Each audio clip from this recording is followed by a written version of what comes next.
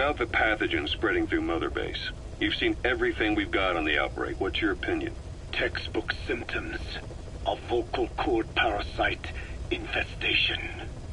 And judging from this casualty list, it is the Kikongo strain, meaning a breed of parasite that triggers symptoms upon detecting pronunciation specific to Kikongo. So our Kikongo-speaking staff are at risk? Quite so. He's right. All the victims do speak Kikongo. So they can survive if they just use another language? There is no guarantee. You're only dealing with the Kikongo strain. Other language strains may be present. You well know he was teaching them languages from all over the world. The Devil's House. Nzoya Badia Bulu. There is no way to know how many strains he has at his disposal. So how do we keep them from becoming symptomatic? You mentioned using microbes. Use this. A type of Wolbachia, introduced to a sample of the parasite. Wolbachia? A parasitic bacteria that colonizes the parasites, turning male to female and preventing copulation. You must cultivate more. What have you done with the infected bodies? Cremated to stop the spread of infection, but we did keep a few for study. Good. Take this sample, grind it to a pulp, and introduce it to the larvae now nesting in the dead.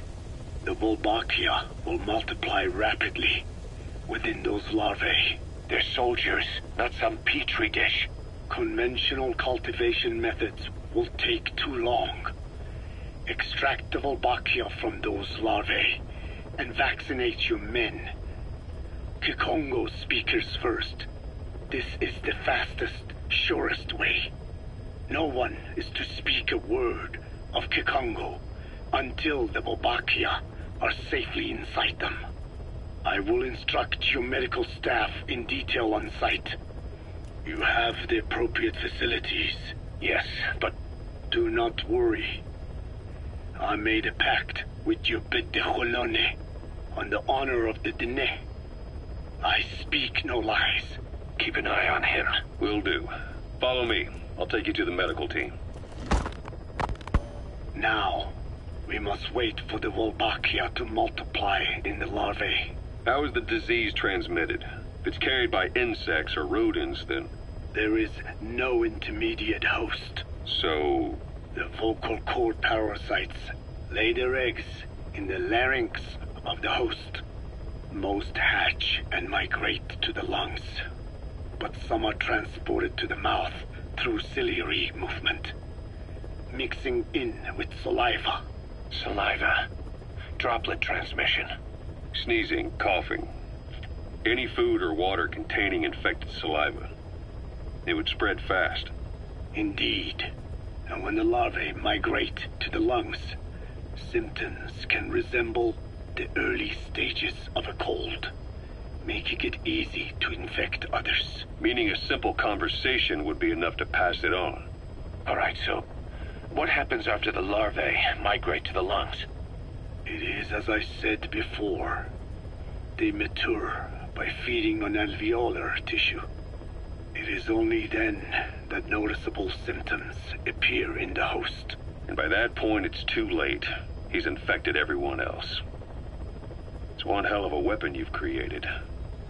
That is what Blag Anna wanted. Something that would spread easily. In truth, he's not the reason. But we will discuss that another time. The Wolbachia have multiplied. We're preparing to extract them and begin vaccinating. But is this really the only way? Sure, it'll prevent infection, but the cost?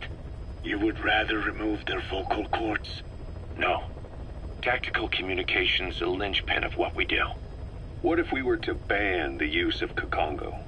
Insufficient. First, there's no guarantee that only the Kikongo strain is here. Second, there is the matter of how the parasites lay their eggs. Before they can copulate, they must be exposed to the pronunciation of a specific language for a period of time, like a container filling with water. But the duration between when the container is full and when the copulation actually begins varies from case to case. In other words, even if the infected stop speaking as a countermeasure, it may already be too late. The only true solution is to prevent copulation through the Wolbachia, or by physically removing the affected tissue. Do any antiparasitics work? It sounds as though you have already tried. Yeah. We tried every one there is, and nothing. I have yet to find a medicine that can remove the parasites. At best, it temporarily covers their ears. Why is that? Because the parasites are companions to us. To remove them inevitably harms the host. Companions? More than you think. And this is why the human immune system cannot eliminate them.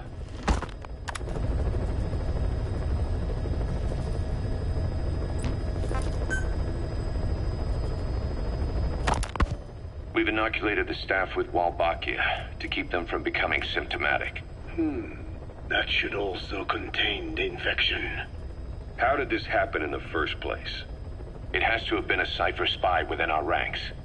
If this is so, then why the Kikongo strain? If their intent was to wipe you out. Skullface said the remaining English parasite was close to the boss. If this latest strain was his doing, he wouldn't have tipped his hand. It is possible someone brought eggs onto the base without knowing. Stuck to their shoes, clothing. Well, that makes the most sense to me. And where did the egg...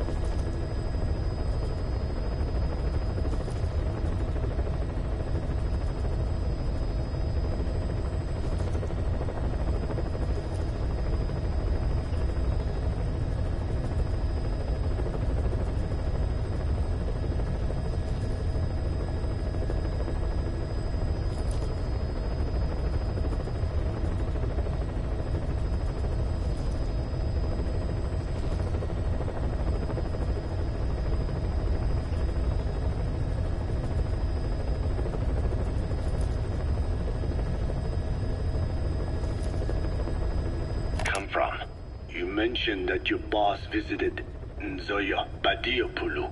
Sure, but his gear's disinfected immediately upon return. Then he was not the carrier. And not just the boss. All staff dispatched to high-risk regions were quarantined on the flight back. When the symptoms first appeared, we checked and disinfected all equipment used up to that point.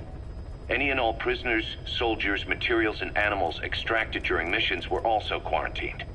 So, that just leaves... I have seen children around here. Where are they from? All over. Some were being held hostage at a mine. Then there were the troublemakers at Yamasa. Yamasa? Yeah.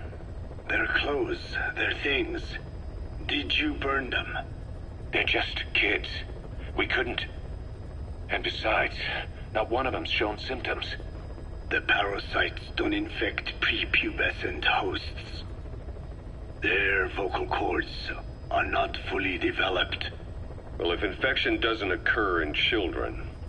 It is possible they carried eggs on their clothes, and the infection spread from them. Check the kid's stuff. I doubt there is any trace left by now. But if there is, some of those kids must be close to hitting puberty. How could we have missed this? The name Yamasa got quite a reaction from you. I'm guessing the Kikongo strain was released in that village. Cypher used that region to experiment with vocal cord parasite transmission. The Kikongo strain. The settlements around the refinery upstream of Yamasa were the proving grounds. They would infect one villager and record transmission speed. Dangerous work. If they failed to contain the infection, it would slip into the surrounding regions. At which point the world found out about the parasites, making them useless as a weapon. Incredible they'd risk such a thing. The test site was densely populated too. A terrible place for such experiments. No doubt, they thought burning everything would wipe away all traces. The settlements were covered in oil anyway. Who would wonder if one day they caught fire? And so it did. They burned it all, living and dead. Those remains. But they miscalculated. Transmission speed was far faster than anticipated. It may have been the temperature, or hygiene standards, or perhaps the parasites reacted quickly to Kikongo. Whatever the reason, nearly all villages were swiftly infected, and the settlements reduced to mounds of corpses. Making matters worse, the dry season was ending. When it came time to burn the village, the Moneni River had swelled. Many of the bodies were waterlogged. Meaning they didn't burn completely. The corpses still contained viable eggs, and the larvae washed downstream. And when the people downstream drank that water... That marked the end for Yamasa. I learned all of this at the mansion. I warned him of the risk of eggs getting out. And? We are prepared for any eventuality. I get it. Putting the oil field back online. The oil leaks, saner. They plan to pollute the river, prevent the spread of infection. But the oil flow was stopped, and downstream the people of Masa village started using the water again. The PF soldiers deployed at the village were locals, spoke Kikongo. They were infected, and the kids survived. I've heard enough. And who stopped the flow of oil? Don't. We did. That confirms it. The source of the Kikongo strain infection was Masa village. And the children brought it here. It is no one's fault. There is no blame to be cast. The parasites, they were tested in other regions? Their physiology requires that they be tested under varied conditions. Another test site was in Afghanistan. So it was the parasites there.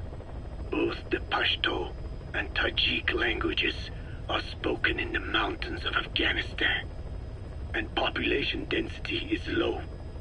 Ideal testing grounds for how accurately the parasites target only the specified language. It is also relatively easy to prevent the spread of infection. And the results? The first test, I am told, was a success.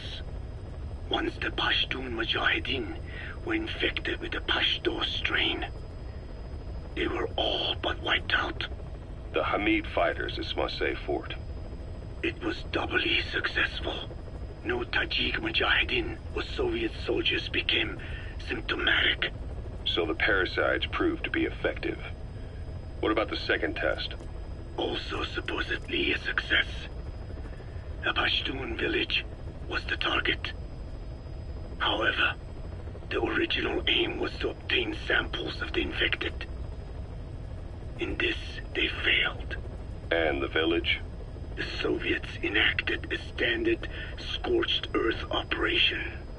That must have been the village where Malak lived, before being held captive at La Marjate Palace. Having had more time to think on it, the details shared with me may have been false.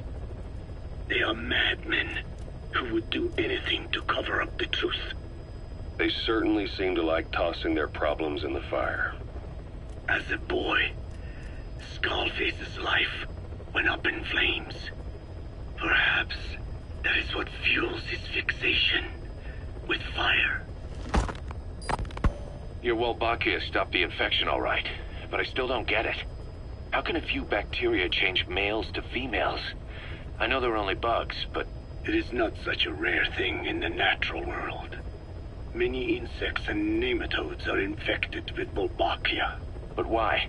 They nest in the cell cytoplasm of the host, even in the egg cells, with the result that the offspring are born infected. Mother-to-child transmission. However, Wolbachia cannot nest in sperm because they do not have cytoplasm. So even a successful infection of a male ends after a single generation. This means the Wolbachia must resort to maximizing the population of infected females. Sounds like an ethnic cleansing campaign on a tiny scale. Gender change from male to female is their survival tactic.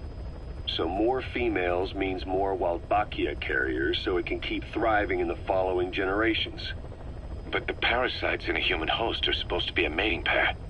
If there's no male, there'll be no offspring at all. It's killing itself. Slow down.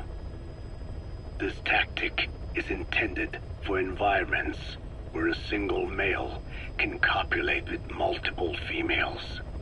Originally, the Wolbachia did not infect the vocal cord parasites.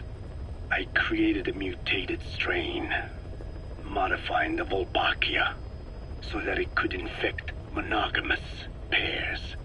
The Wolbachia's greatest multiplying tactic, the male-to-female change, worked against itself in the monogamous parasites. Just as you said. Then I performed repeated selection of Wolbachia strains until I achieved 100% certainty of male-to-female conversion. Creating female-female pairs, unable to reproduce. And you say the Wolbachia affects the host of the host, that is, us, cutting off our means to reproduce? It is almost certain. Of course, we will not turn female. After all, mammals possess no natural gender-changing function. But some Wolbachia strains can cause cytoplasmic incompatibility in the host. Is that some cell deformity? Put simply, it means the altered sperm of infected males kill the female's egg on contact. And that's happened to us? Yes, and yet What occurs in humans is not just simple CI. To date, there are no cases of Wolbachia affecting humans. The fact that this strain causes this effect, is it the vocal cord parasite's affinity with humans? I do not know enough to say for sure. So the parasite warps the host. Reminds me of what Skullface said. It is the way of all organisms to create their own optimal environment. Just look at you and this base. Organisms that cannot do this are doomed to extinction. The difference with parasites is that their environment is another organism. That creates a connection between life and life. Parasitism, symbiosis, or death. In this way, the host too is challenged to adapt.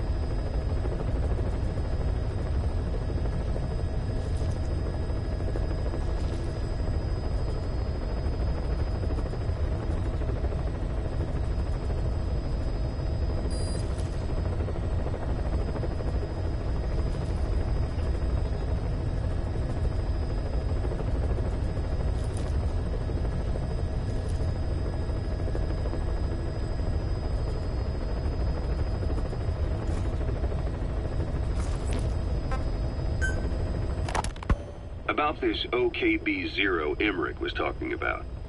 Its location and features match the citadel in the mountains northeast of the Soviet base camp. Built during the time of Alexander the Great, it was left in ruins following one of Genghis Khan's campaigns. Its occupants changed time and again due to war, and it was expanded on more than one occasion. Ultimately, it fell into the hands of the Soviet philosophers. The Soviet army was using it as the headquarters of its Afghan invasion force. But it would seem that Skullface's connections with the philosophers gave him license to develop Sahelanthropus there. And that's what Emmerich was doing at the place, before he got the axe. But OKB is a designation the Soviets use for weapon design bureaus. There's no way they'd have one of those in Afghanistan. And, in principle, the numbers that follow OKB are always integers above 1. There is no 0. Perhaps this was a secret facility of the Soviet and Chinese philosophers dating back prior to World War II. Though it's more likely Skullface just picked a fake name that more or less fit the Soviets' pattern. He doesn't go there often, but he sure as hell won't miss this. They use the heliport on top of the tower for his visits. Start by heading for the heliport. Then wait for your chance to make contact with Skullface. It seems Sahelanthropus's armor is made from depleted uranium. That offers some serious protection. The U.S. military is planning on using it for its main battle tanks, too. Maybe that's where Emmerich got the technology. Uranium? They're using nuclear fuel for armor now? No. What they use for nuclear fuel is uranium-235, which is extracted from natural uranium. Depleted uranium is a byproduct of that process. Sort of like the leftovers, I guess. The garbage. Uranium-235 makes up 0.72% of natural uranium, whereas depleted uranium contains only 0.2%. What are the benefits of using it for armor? It's a pretty short list. Uranium's a heavy metal, like lead, meaning it can hold a greater amount of kinetic energy. But it also boasts a hardness closer to tungsten.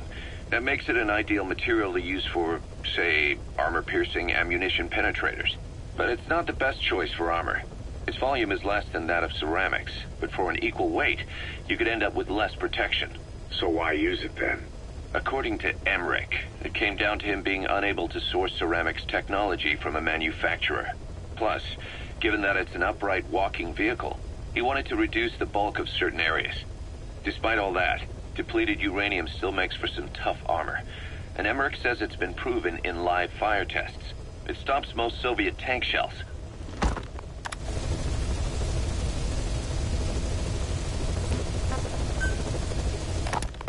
Code Talker, what are the metallic archaea? Volcanic craters spewing sulfur. Water hot enough to boil your skin off. Ocean depths of 800 plus atmospheres. Wastelands radioactive enough to kill you where you stand. There are groups of organisms that survive despite. No, because of living in such environments. I've heard about them. Extremo something. Extremophiles.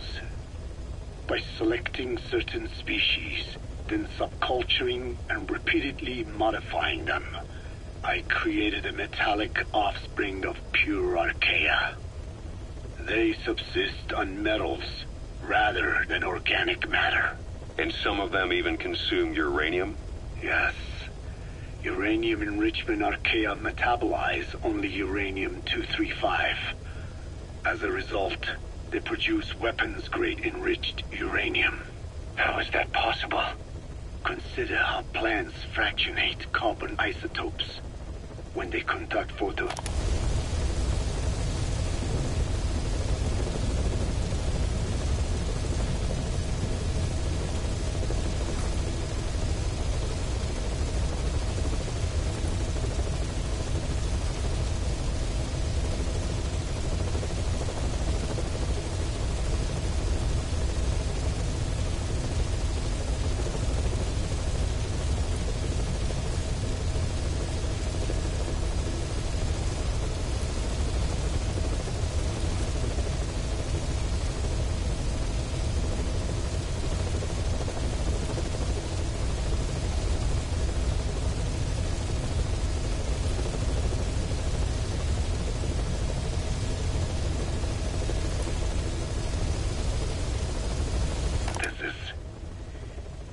creature possesses abilities beyond our imagination.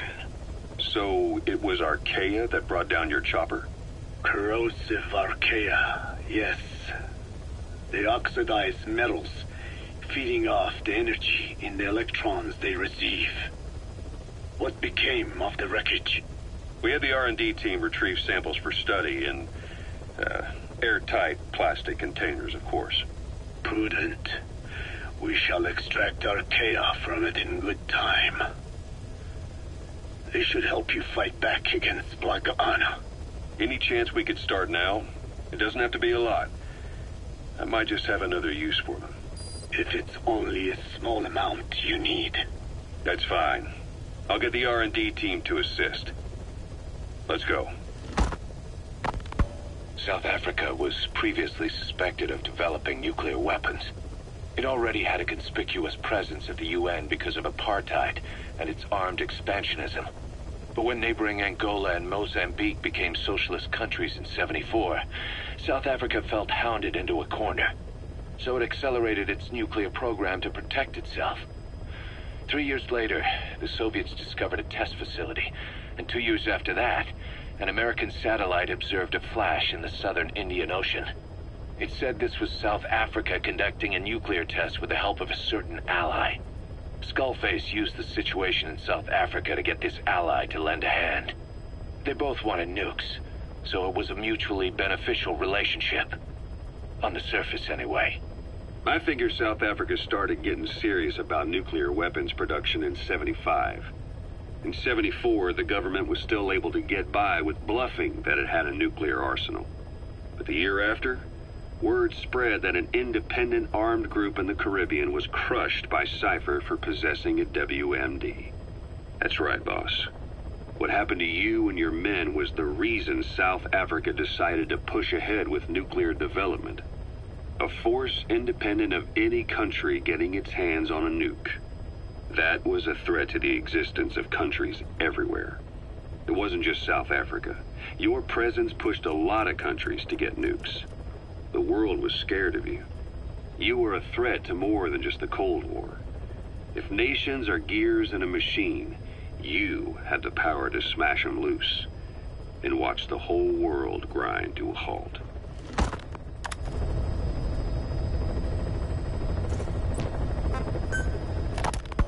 Emmerich uses externally powered legs of his own design. It's bionics technology, a product of the U.S. military's failed attempt to develop a powered exoskeleton. All the wearer has to do is apply a little force, and the actuators continue the movement in that direction. But his legs are unique. Instead of using a hydraulic mechanism, the actuators run off metallic archaea. That increases the actuator's reaction speed and also enables him to lock and release the joints at will. The legs are a nifty little gadget, but they have two clear weaknesses. First, they're dependent on external power, maybe because he built them knowing he couldn't leave his lab. There's no internal battery. That's why they won't work if they aren't plugged in. Second, and this is more than just a weakness, the legs are directly connected to his bones. Could be to minimize signal loss in the order's output to the legs and the drive response from them. Either way, Emmerich has used bolts to attach load-bearing parts directly to his femurs, probably by mimicking surgical treatment for compound fractures and the like. But the end result is those legs and his body are fused together, and that appears to be how he's able to move them so precisely. But that also means that any shock to the legs would be delivered right to his bones by way of those bolts. The same is true if he encounters the corrosive metallic archaea. If the corrosive archaea ate into the exposed bolts, they'd reach the endoskeleton parts and eat through them too in the blink of an eye. The doctor's bones are full of holes to accommodate all the bolts. They're like sponges. If he were to lose the reinforcing parts, even the tiniest bit of force or weight would snap his bones. So when I dangled those corrosive metallic archaea in front of him, he realized straight away what would happen. Life wouldn't be worth living if he lost those legs of his. I'd bet that is what the doctor fears the most. I just helped him imagine what it would be like. Thanks to that, I got the information we needed without either of us getting hurt. You know how he is. He's probably already over the shock. The better you know your adversary, the easier it is for you to get information from them. And vice versa.